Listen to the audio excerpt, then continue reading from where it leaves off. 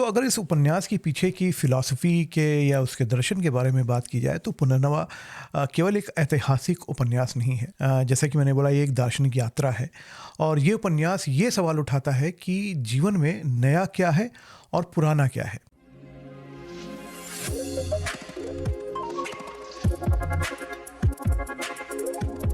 नमस्कार दोस्तों, मैं मनीष श्रीवास्तव और आप सुन रहे हैं द पश्चिम लिटकास्ट, जहां हम हिंदी, अंग्रेज़ी और उर्दू साहित्य की खूबसूरती से जुड़ी बातें करते हैं।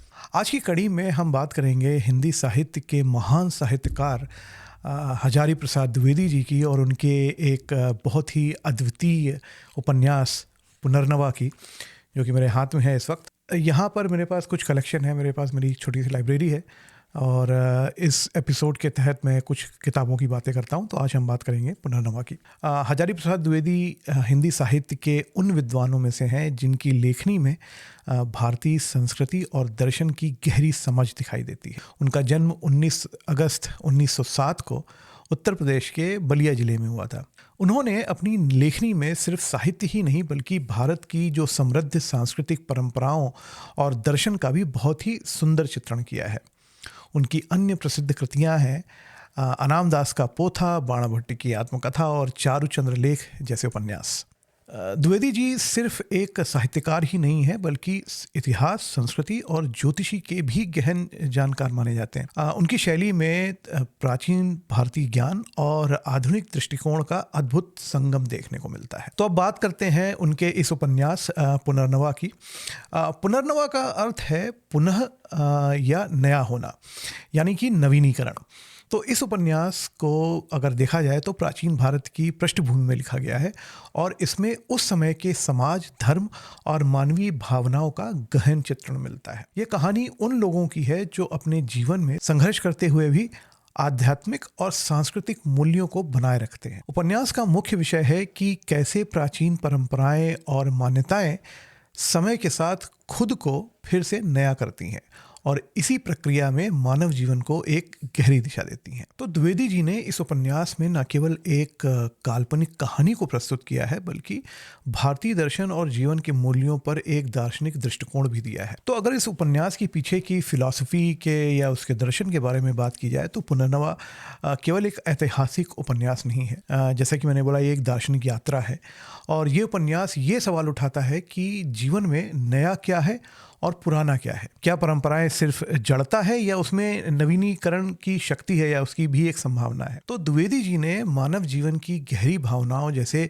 प्रेम, त्याग, आत्म खोज को बड़े ही संवेदनशील तरीके से प्रस्तुत किया है। उपन्यास में समाज के विभिन्न वर्गों के पात्र हैं जो अपने अपने संघर्षों से जूझते हैं, लेकिन इन्हीं सभी पात्रों के माध्यम से लेखक ने यह भी दिखाया है कि यह कैसे भारतीय दर्शन का सिद्धांत वसुधैव कुटुंबकम हमारे जीवन को समृद्ध बनाता है। इस उपन्यास का हर एक पन्ना यह संदेश देता है कि जीवन का उद्देश्य सिर्फ भौतिकता नहीं है बल्कि आत्मा की शांति और आध्यात्मिक पुनरुत्थान है। चलिए बात करते हैं द्विवेदी जी की भाषा शैली की, क्योंकि वो बहुत ही इस पूरे एपिसोड में बहुत ही इम्पोर्टेंट है। तो उनकी भाषा जो है वो थोड़ी सी संस्कृत निष्ठ हिंदी है, लेकिन इतनी सरल और इतनी प्रवाहमयी है कि पाठक उसमें डूब से जाते हैं। मुझे तो बहुत ही आसान लगा और बहुत ही पढ़ने में बहुत मज़ा आया। द्विवेदी जी का जो लेखन है वो सिर्फ भाषा का खेल नहीं है, यह भारतीय संस्कृति और दर्शन की गहराई को उकेरने का एक प्रयास है। उनकी शैली में एक अनूठी काव्यात्मकता है जो पाठक को मंत्रमुग्ध कर देती है। जैसे पुनर्नवा में उन्होंने केवल घटनाओं का विवरण नहीं दिया है बल्कि वातावरण और मनःस्थिति का ऐसा चित्रण किया है जो पाठकों को प्राचीन भारत की गलियों और उनकी जीवन शैलियों में ले जाता है। उनके वाक्य लंबे लेकिन संगीतात्मक हैं और उनमें दर्शन का गहराई से समावेश किया गया है। पुरंदर की आंखें फैल गईं, वो बोले तो इसी तरह विधि व्यवस्था संबंधी परिस्थितियां बदलती रहती हैं। जिसे आज अधर्म समझा जा रहा है वह किसी दिन लोक मानस की कल्पना से उठकर व्यवहार की दुनिया में आ जाएगा।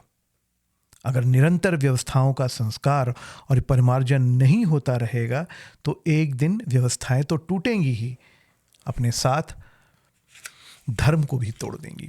पुरंदर की प्रतिक्रियाओं को जानने के लिए थोड़ा रुककर आचार्यपाद ने कहा, देखिए धर्मावतार, इस व्यवहार को ही लीजिए। चंद्रा ने मन ही मन आर्यक को अपना वर चुना और समस्त सामाजिक विधि विधान को मसल कर उसे पाने का प्रयास किया। लोक गाथाओं में किसी कवि ने ऐसी कहानी गढ़ी होती तो चंद्रा उत्तम प्रेमवती नायिका मानी जाती। वास्तविक जीवन में तो यह व्यवहार ही है।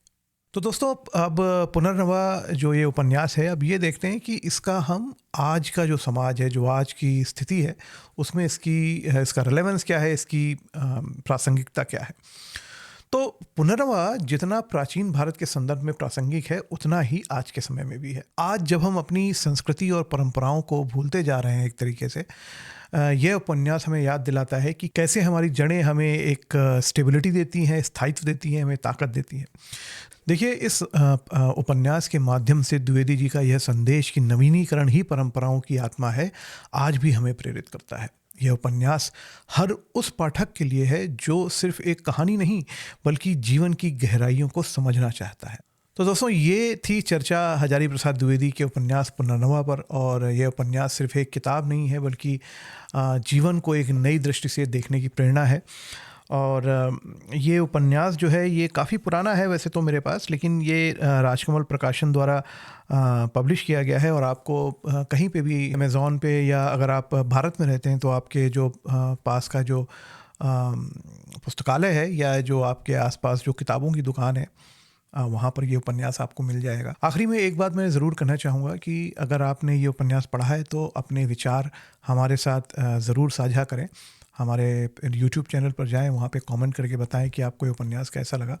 और अगर आप चाहते हैं कि मैं किसी उपन्यास की चर्चा करूँ तो उसके बारे में भी बताइए। हम उसको अगले किसी सेक्शन में लेकर आएंगे और कोशिश ये करेंगे कि शायद कोई हमारे साथ कोई गेस्ट जुड़े जिनसे हम उस किताब, उस उपन्यास के बारे में चर्चा कर सकें। उपन्यास कोई भी हो सकता है, हिंदी अंग्रेज़ी का, किसी में भी भाषा में, दोनों में से जो मुझे आती हैं हो सकता है, और हम उसके बारे में चर्चा कर सकते हैं। तो अगले एपिसोड में फिर मिलेंगे एक नई कृति और नई सोच के साथ। तब तक के लिए अपना ख्याल रखें और साहित्य से जुड़े रहें।